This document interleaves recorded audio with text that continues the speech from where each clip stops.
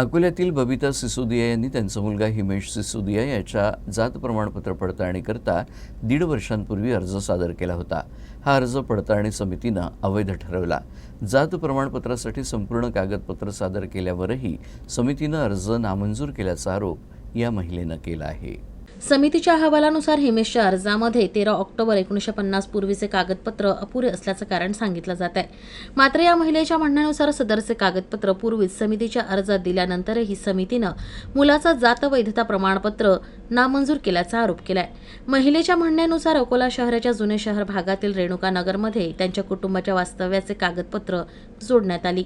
मात्र समितीने याबाबतची नोटीस तेल्हारा शहरातील मोचीपुरा येथील चुकीच्या पत्त्यावर पाठवल्यामुळे ही नोटीस त्यांना वेळेवर मिळू शकली नाही। या महिलेचं कोणतेही नातेवाईक तेल्हारा तालुक्यात राहत नाही। अशात जात वैधता कार्यालयातर्फे चुकीच्या पत्त्यावर नोटीस पाठवली तरी कशी असा प्रश्न उपस्थित केला जातोय। महिलेच्या मुलाच्या संपूर्ण कागदपत्रावर अकोल्याचा पत्ता नमूद केलाय, मग तरीही नोटीस चुकीच्या पत्त्यावर कशी पाठवली याची विचारणा त्यांच्या कुटुंबानं केली। मात्र आपण न्यायालयामार्फत याबाबतचा उलगडा करावा असं उत्तर महिलेला कार्यालयामार्फत देण्यात आलं आहे। मैंने यहाँ पे वैल्यूलिटी का कास्ट दिया तो उन्होंने मना रिजेक्ट कर दिया। क्यों रिजेक्ट किया? बोला उसमें कागज पत्र बरोबर नहीं है। हाँ, तो नोटिस पे जो एड्रेस है तेलारा में आपका कौन रहता है? कोई नहीं देता है।